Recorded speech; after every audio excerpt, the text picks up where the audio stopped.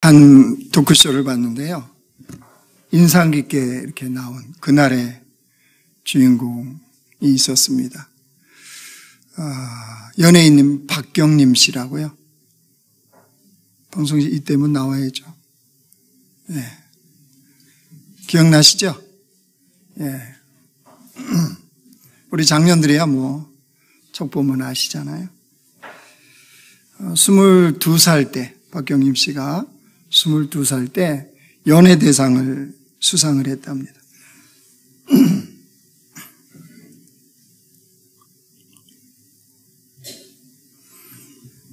방송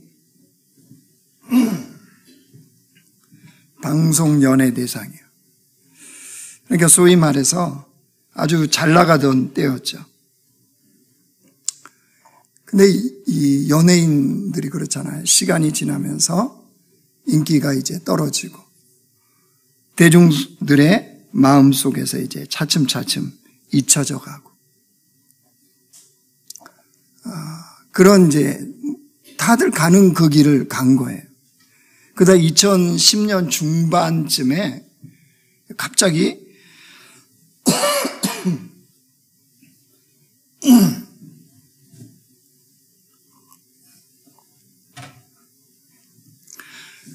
목소리가 잠기네요.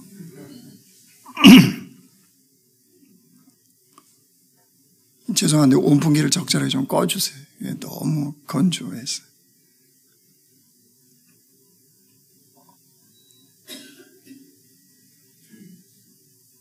잊어버렸어요. 2010년대 중반부터 이제 등장을 했어요. 어디에 등장했냐 그러면요. 원래 개그우먼 출신이었잖아요. 그리고 이게 그 방송에 이렇게 활동들을 했었는데, 영화계 이 제작 발표, 영화 제작을 하게 되면 이제 발표를 하잖아요. 거기에 MC로 등장을 한 거예요. 그리고 이게 그 가수들 이렇게 앨범 내거나 할 때 쇼케이스 이런 거 하잖아요. 거기에 MC로 갑자기 나온 겁니다. 근데 그랬던 그녀가, 영화계 영화 제작 발표에 MC로서 1순위라는 거예요. 소위 말해서 잘 나가고 있는 거예요, 이분이. 근데 이게 가능했던 그 이유들을 이렇게 토크쇼에 쭉 들으면서 제 나름대로 정리가 됐어요.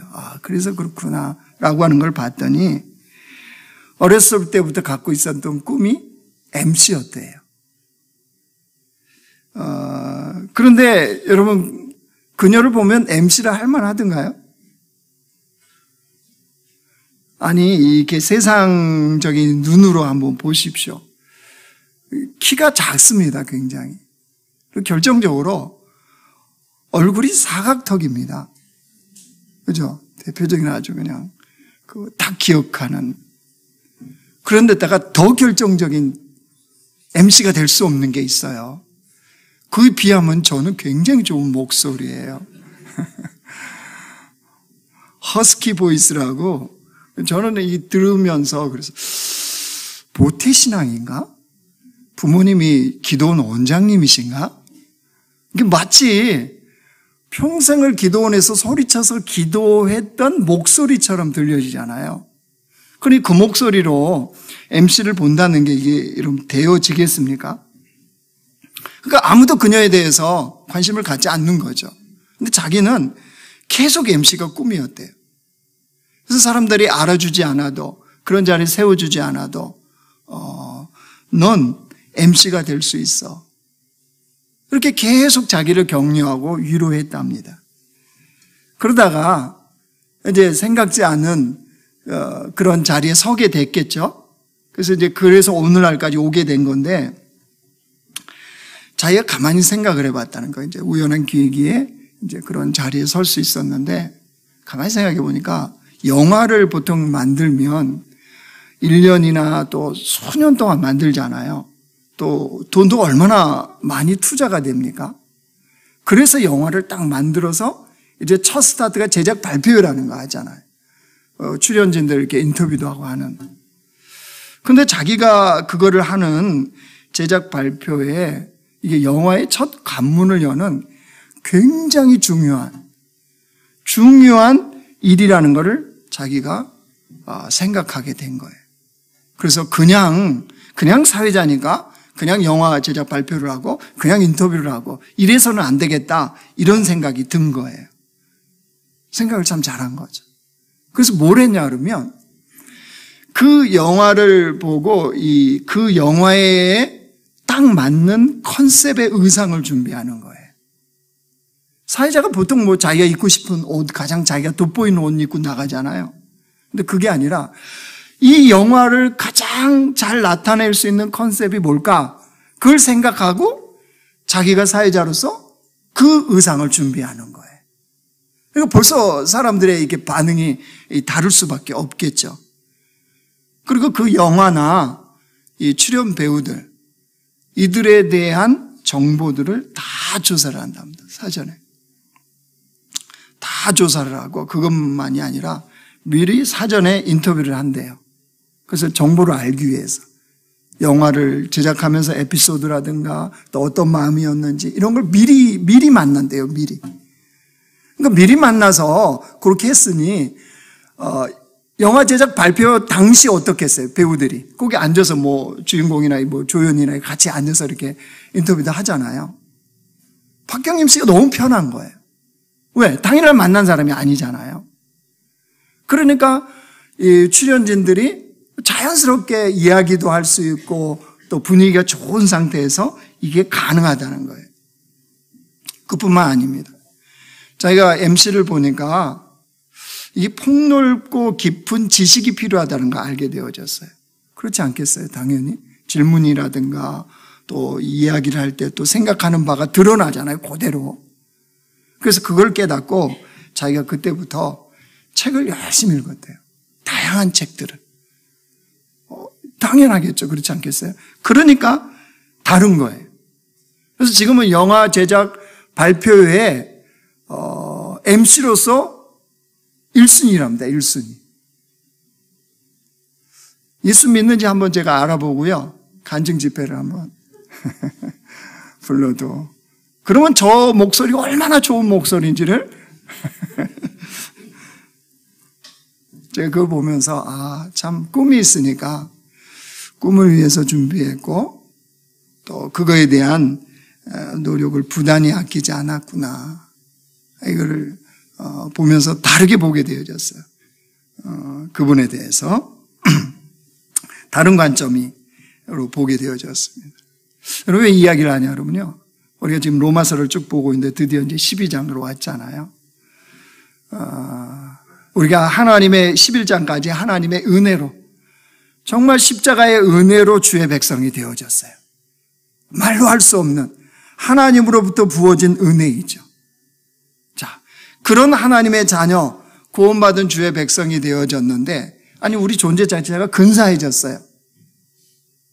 근데 그 근사한 존재가 된 자다운 우리 삶이 드러나고 있느냐는 거죠. 그 MC 하나를 하려고 해도 그 모습을 가지고 준비를 하고 또 그런 MC가 됐잖아요. 근데 우리는 하나님의 은혜로 주의 자녀가 됐단 말이에요. 왜요? 하나님의 주의 자녀답게 근사하게 살라고 그런 자녀로 만들어 주셨어요. 자, 그렇다면 우리는 그에 합당한 주의 자녀의 모습이 드러나고 있냔 말이에요. 여러분 가정에서 아내가 남편이 자녀들이 아빠는 엄마는 정말 근사한 그리스도인이야 이렇게 말합니까? 아빠 엄마 모습을 통해서 예수님이 보여. 할렐루야 찬양대 하지요? 많이 들어보셨죠? 자, 로마서는 우리가 초반에 말씀드렸잖아요. 1절에서 11절까지가 한 단락이고요. 12절에서 끝인 16절까지가 마지막 두 개로 나눌 수 있어요. 앞부분은 무엇을 믿을 건가요? 무엇을 믿을 건가? 그리고 12장부터가 이제 뭐냐 그러면요. 믿는 자로서 어떻게 살 건가? 그렇다면. 그게 이제 내용입니다. 그래서 오늘 첫 시작을 12장 그렇다면 이제 거기에 합당한 삶에 대해서 쭉 얘기를 하거든요. 첫 시작이 뭐였습니까? 12장 1절 보세요. 뭘로 접속사가 뭐예요? 그러므로. 예수 그리스도의 십자가의 은혜로 구원받았느냐? 그렇게 알았느냐? 그래서 의인이 됐다는 거 알았느냐? 그러므로 너희들은 그의 합당한 삶을 살아라 라고 하는데 그 첫 스타트가요 10장 1절 보세요. 우리 한번 같이 읽습니다. 시작. 그러므로 형제들아 내가 하나님의 모든 자비하심으로 너희를 권하노니 너희 몸을 하나님이 기뻐하시는 거룩한 산 제물로 드리라. 이는 너희가 드릴 영적 예배니라. 그렇게 구원받은 주의 백성들의 합당한 삶이 뭐래요?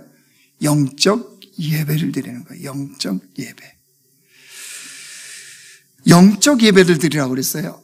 그 영적 예배가 뭔지를 알아야 영적 예배를 드리죠.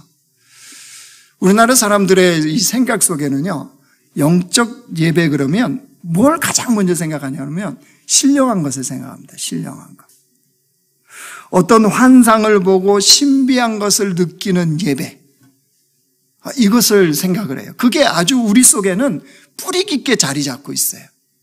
그래서 요즘 세상에 말이 많은 JMS요.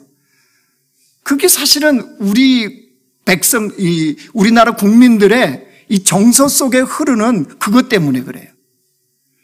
뭔가 좀 신비한 것 같고, 뭔가 좀 신령한 것 같은다 그러면 세상 용어로 획가닥 하는 거예요. 획가닥 사람들이. 그게 마치 영적 예배인 것처럼. 근데 여러분 오늘 말씀은 분명하게 말씀합니다. 영적 예배니라 그런데 앞에 여러분 수식하는 그 문장을 보셔야 돼요. 뭐가 영적 예배인지. 다시 1절 보세요. 하나님은 모든 자비하심으로 권한대요. 권면하는데 그 다음 보세요. 너희 뭐를? 영적 예배, 신령한 거, 환상, 신비한 거 그럼 뭐라고 그래야 돼요? 우리 생각으로 하면 이렇게 너희 영을 그래야 되잖아요. 그죠?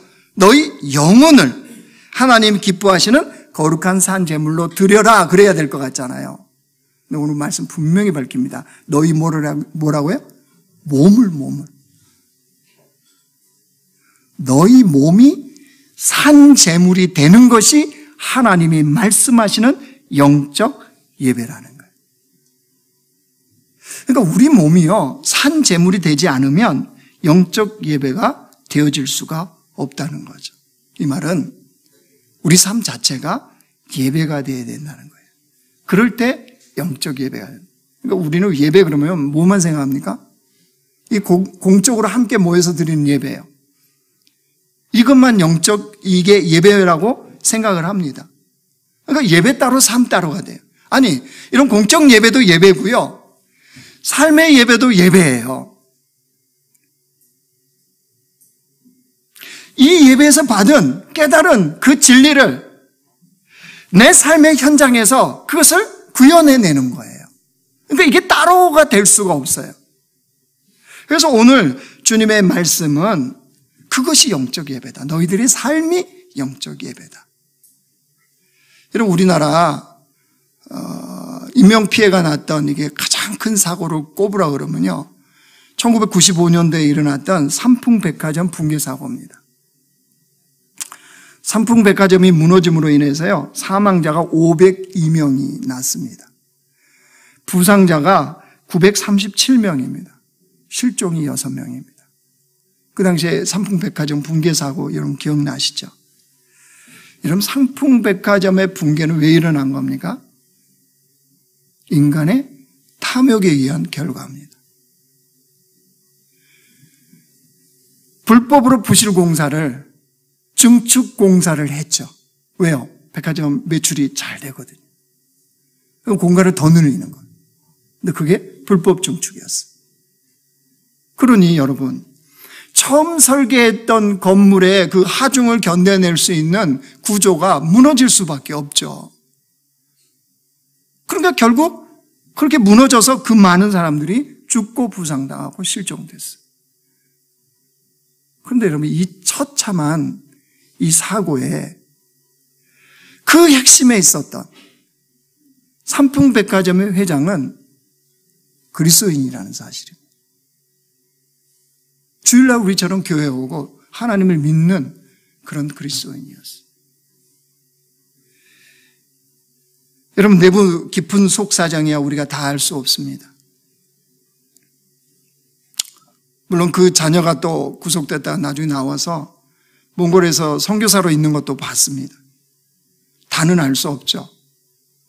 그런데 겉으로 드러난 그 사실을 우리가 가지고 얘기하면 도대체 주일날 교회를 가고 하나님을 믿는다고 하는 이분에게 삶은 뭐였을까요?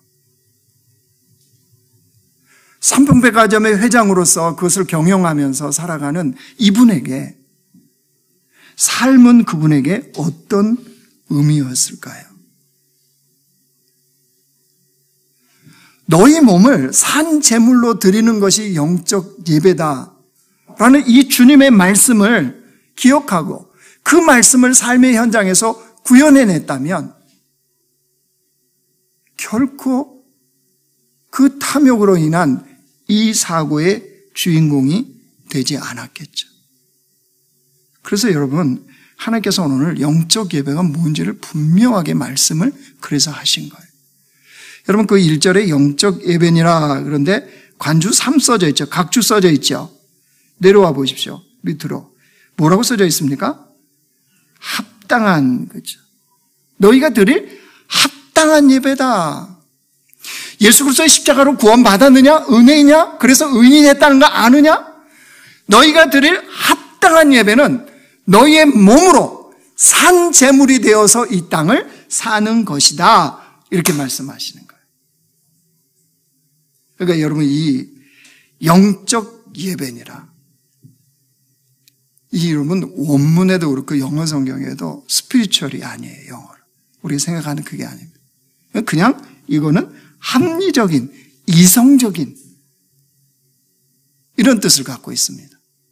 어떤 신비한 요소 이걸 표현하지 않아요. 이 단어가. 그러니까 무슨 뜻입니까? 하나님께서 하나님의 형상대로 만들었을 때 우리에게 주신 이성이 있죠. 이성. 아니, JMS에 그렇게 빠진 사람들이 이게 마비가 돼 있다니까요, 지금. 하나님이 주신 올바른 이성으로 판단해서 너희 몸으로 산 제물을 드리라는 거예요. 즉, 올바른 이성을 작동시켜서 삶을 살아갈 때 그것이 하나님이 말씀하시는 영적 예배라는 거예요. 그러니까 우리 그리스도인들이 이 땅에서 영적 예배를 드리고 있는지 안 드리고 있는지를 보면 알아요. 뭘 보면 알까요? 세상의 반응을 보면 알아요. 자, 우리 한번 진단해 볼까요? 쉽게. 어떻게 진단하느냐? 여러분, 그리스도인들이 소위 말해서 예수 믿는 사람들이 회사에 들어가면, 그 회사에 취업을 하면 굉장히 환영하나요? 아니, 이런 말들이 들립니까, 세상에서? 우리 회사에 남수자교회 다니는 성도가 왔잖아. 우리 회사는 엄청난 복이야. 그는 우리 회사에 굉장히 유익한 존재야. 우리 회사 그 사람 때문에 복 받았잖아. 이런 이야기가 세상으로부터 들립니까? 안 들립니까? 여러분 가는 회사에서 그 이야기 하던가요? 당신이 그리스도인이어서 우리 회사가 복 받았어. 당신이 우리 회사에 굉장한 유익한 존재야. 여러분 이야기가 들려요? 왜 이성을 마비시키고 회사를 다닙니까? 아니, 우리가 교회에서 예배드리면서 양육을 받으면서도 듣는 이야기가 뭐예요? 그 회사에 나를 선교사로 파송했다며요. 그렇죠? 하나님, 그러면 그 회사에 하나님 나를 왜 보내셨는지 생각을 해야 되잖아요. 아니, 회사에서 사장님이 뽑았잖아요, 나를. 왜 뽑았습니까? 왜 뽑았을까요? 아니, 회사에 필요한 존재가 되라고. 그리고 뽑았잖아요. 그러면 그 일에 나의 에너지를 쏟고 이거 해야 되지 않습니까? 월급 받은 거에 경제 놀리면 5배, 10배의 수익을 낼 수 있는 자가 돼야 되지 않습니까? 아니, 이성이요, 이성. 그리스도인들이 그런 삶을 살아간다면 세상은 다르겠죠. 근데 그리스도인들이 이걸 마비시켜요. 하나님 주신 올바른 이성을 마비시켜버리니까 세상 속에 추악한 그리스도인의 모습으로 살아가는 거예요. 늘 불평불만. 왜 월급을 이렇게 적게 줘? 왜 나를 못 알아줘? 하나님이 보내신 선교사라니까요. 그럼 선교사가 선교비 적게 준다고 불평하고 불만하면 어떻게 하시겠습니까, 여러분? 어떻게 해요? 똑같은 이치라는 거죠. 여러분, 우리에게 올바른 이성을 주셨으며 그 이성으로 주님을 더 깊이 알려고 하고 그 이성으로 생각해 보면 나를 보내신 그 세상 속에서 내가 어떤 자로 살아야 가야 될지는 생각이 되지 않습니까? 그걸 해야죠. 자, 그렇다면 삶의 예배가 되는 영적 예배는 뭐가 다르냐 말이에요. 자, 2절 한번 보실래요? 2절 같이 읽습니다. 시작. 너희는 이 세대를 본받지 말고 오직 마음을 새롭게 함으로 변화를 받아 하나님의 선하시고 기뻐하시고 온전한 뜻이 무엇인지 분별하도록 하라. 이 분별이라는 단어는요, 연금술사가 금이나 은을 재련할 때 찌꺼기를 제거하는 거 있죠. 그 작업을 하는 것을 이 분별이라고 그래요. 그러니까 영적 예배를 드리기 위해서 우리는 뭘 해야 되냐 그러면요, 우리 안에 있는 찌꺼기들을 제거해야 되는 거예요. 그 찌꺼기가 제거될 때 우리 몸을 산 제물로 드리는 영적 예배가 가능해요. 그걸 2절에서는 오늘 뭐라고 표현했어요? 이 세대를 본받지 않는 것, 마음을 새롭게 변화를 받는 것, 하나님의 뜻을 분별하는 것. 그러니까 우리 삶에서요, 하나님의 뜻이 아닌 것을 제거하면 그러면 영적 예배가 가능한 거예요. 그러니까 이 분별이라는 단어는요, 이 원문 성경 찾아봤더니 입증이에요. 입증하라 이 뜻이에요. 그러니까 하나님의 선하심을 네 삶으로 입증하라. 하나님이 기뻐하신 것을 네 삶으로 입증하라. 하나님이 얼마나 온전하신지 네 삶을 통해서 입증하라, 이런 뜻이에요. 그 삶이 뭐라고요? 영적 예배다 그러시는 거예요.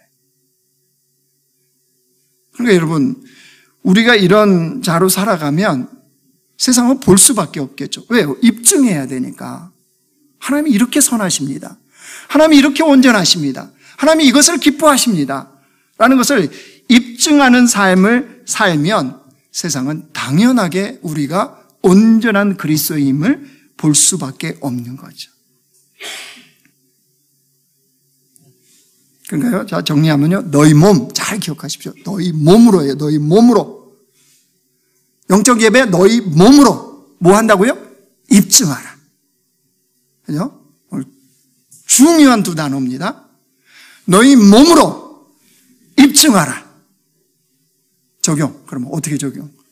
어떻게 우리 몸으로 세상 속에서 내가 예배자임을, 하나님의 믿는 자임을, 십자가로 구원받은 자임을 입증하겠습니까? 여러분, 세상은 세상의 논리와 세상의 방법이 있습니다. 그래서 세상은 세상의 법과 방식을 따르라고 자꾸 요구를 합니다. 그렇죠? 세상에 성공하고 싶어? 그럼 세상의 법과 방식을 따르라는 거예요. 로또를 사지 말라고 그러지만 제가 로또에 관심이 많습니다. 왜 관심이 많을까요? 우리 성도들이 저기 사면 안 되는데 기도해야 되니까. 방어 기도. 주여, 절대. 근데 2등이 135명이 한 가게에서 나왔다며요. 그 가게 어디냐고 물어보지 마요. 거기가 인산인해가 됐어요. 주말마다 지금. 뭐 있을 수 없는 기적의 역사 거기서 일어났나 봐요. 사람들은 왜 거기 가서 그렇게 따라다닙니까? 혹시나 하는 거죠, 혹시나. 많은 세상 사람들이 그런 소망과 희망으로 일주일을 산대요. 무슨 낙으로 살아요? 그러면 로또 발표하는 거 보는 낙으로. 일주일은 가슴이 설렌대요. 발표 당일날 이제 가슴이 꽉 무너지지만 다음날 또 이렇게 사면 되잖아요. 그럼 또 일주일을 가슴 떨리게 살아가는 거예요. 그게 세상의 법과 세상의 방식이에요. 그 세상은 우리에게 그걸 요구합니다. 그래야 된대요. 그렇게 성공한대요. 그래야 잘 살 수 있대요. 그런데 여러분, 하나님을 믿는 백성들이 세상의 법과 세상의 방식으로 세상에 살아야 됩니까? 너희 몸으로 입증하라고 그랬잖아요. 우린 그런 존재라고요. 우리 몸으로 하나님을 입증하는 백성들이란 말이에요. 그러기 위해서는 하나님의 법과 하나님의 방식을 가지고 세상에 살아야죠. 여러분, 가장 안타까운 것은 하나님의 법과 하나님의 방식이 예배당 안에 갇힌 것 같은, 교회에서만 통하는 것 같은, 여러분, 이러면 안 되죠. 하나님의 법과 하나님의 방식이 그 세상 속에서도 통해야 되잖아요. 입증해야 되잖아요. 그래서 하나님은 그렇게 하나님의 법과 하나님의 방식으로 너희들이 세상이 살기 위해서 뭐가 되라고 그랬어요? 산 제물이 되라고 그랬잖아요. 산 제물. 제물은 죽어야 제물이 되는 겁니다. 그렇죠? 짐승을 제사 드릴 때 죽입니다. 죽여서 제물을 드려요. 근데 여기서 뭐라고 했어요? 산 제물이에요. 살아서 너희 몸으로 하나님께 드리는 제물이 되라는 거예요. 그럼 여러분, 세상 속에서 세상의 방식과 세상의 법이 아닌 하나님의 방식과 하나님의 법으로 하면 어떤 일이 벌어지죠? 손해볼 때가 있습니다. 핍박받아요. 싫어합니다, 세상이. 아니, 세상 적당하게 지도새도 모르게, 쥐하고 새만 모른다 그랬죠.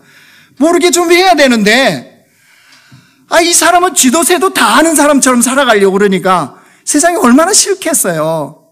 그래서 그렇게 살아가려고 그러면. 거기에 따른 핍박이 옵니다. 여러분, 하나님의 법과 하나님의 방식대로 세상 살면요, 망할 때가 있습니다. 분명히 있습니다. 근데 하나님은 그렇게 하래요. 왜 그럴까요? 하나님은 자녀가 망하는 걸 보고 싶으실까요? 그래야 하나님의 마음에 차실까요? 아니요. 왜 하나님이 세상은 다 세상 방식, 세상 법으로 살아가는데 우리로 하여금 그 세상 속에서 하나님의 법과 하나님의 방식대로 살려고 그러냐 그러면요, 참된 성공을 이루는 자녀가 되게 하기 위해서요. 진짜 근사한 하나님의 자녀가 어떤 자인지를 세상에 보여주고 싶어서요. 여러분, 하나님을 믿고 구원받은 자녀가 근사해야 세상이 우리를 보고 하나님을 믿고 싶지 않겠어요? 그죠? 아니, 예수 믿는데 찌질해요, 세상 속에서. 하나님 믿는 자녀인데 아무런 근사함이 없어. 예수 믿고 10년 이상 지났는데 이게 얼굴에 4천짜리 그리시면 다 회개해야 되는 거 아시죠? 한번 옆에 얼굴 한번 보세요. 예수님이 보입니까? 아니면 아주 고생에 찌든 얼굴이 보입니까? 한번 봐주세요. 쑥스러워하지 마시고. 어때요? 갑자기 웃어요. 그죠?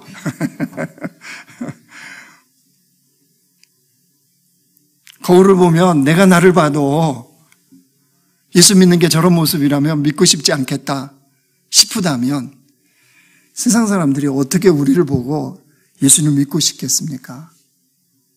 그죠? 그게 동일한 이치인 거예요. 근데 하나님은 진짜 참된 성공은 세상 속에서도 하나님의 법과 하나님의 방식으로 살 때 가능케 하시는 거예요.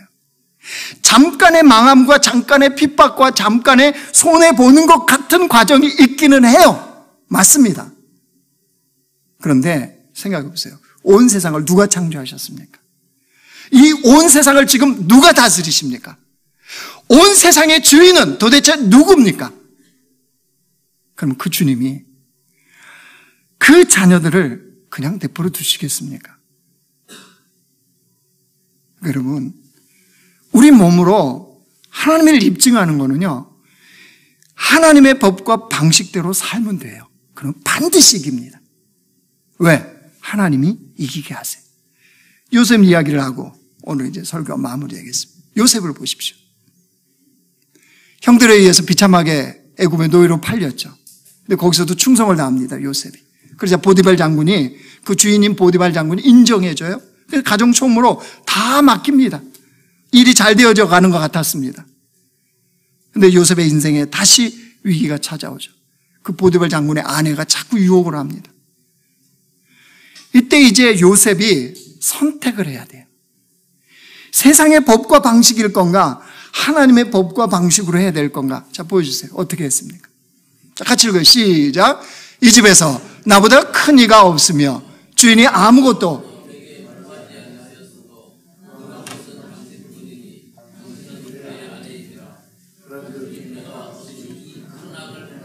하나님께 죄를 지으리까. 요셉이 뭐라고 그랬어요? 그런즉 내가 어찌, 여러분 이 말이 쉬웠을까요? 아닙니다, 여러분.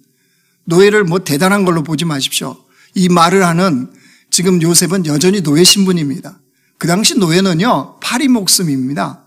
주인이 마음에 안 들면 그냥 죽이면 됩니다. 그런데 뭐라고 그랬어요? 하나님 앞에 내가 어찌 죄를 짓습니까? 안 됩니다. 그렇죠? 그러니까 보디발 장군의 아내는 지금 세상의 법과 세상의 방식, 힘과 권력과 이 논리에 네가 넘어와야지, 네가 사는 방법이지 라고 요구를 하는 거죠.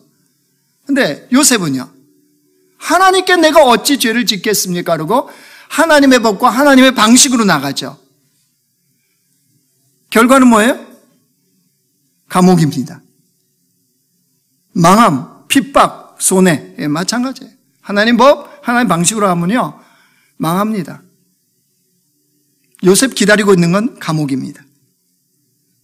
하나님 법과 하나님 방식대로 했더니 감옥이었어요. 그러나 여러분, 우리는 알죠. 하나님 그걸 왜 기록하셨겠어요? 결국에는 승리하잖아요. 하나님이 역사의 지평을 여는데 요셉을 쓰시잖아요. 그죠? 요셉은 지금 뭘 우리에게 보여주고 있나요? 요셉은 자신의 삶을 통해서 하나님이 얼마나 선하시고 하나님이 기뻐하시는 것이 무엇이며 하나님의 뜻이 무엇인지를 입증하는 거예요. 입증. 그러니까 요셉의 삶이 영적인 예배인 거예요. 너희 몸으로 그랬죠. 너희 몸으로, 요셉의 몸으로 하나님의 선하심과 기뻐하심과 온전함이 무엇인지를 입증하는 것. 무엇을 통해서요? 하나님의 법과 하나님의 방식으로요.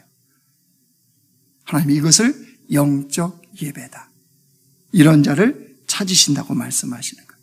말씀을 정리하겠습니다. 하나님은 우리를 예배자로 부르셨어요. 그렇죠? 그래서 올해 콜링, 경배와 축복이잖아요.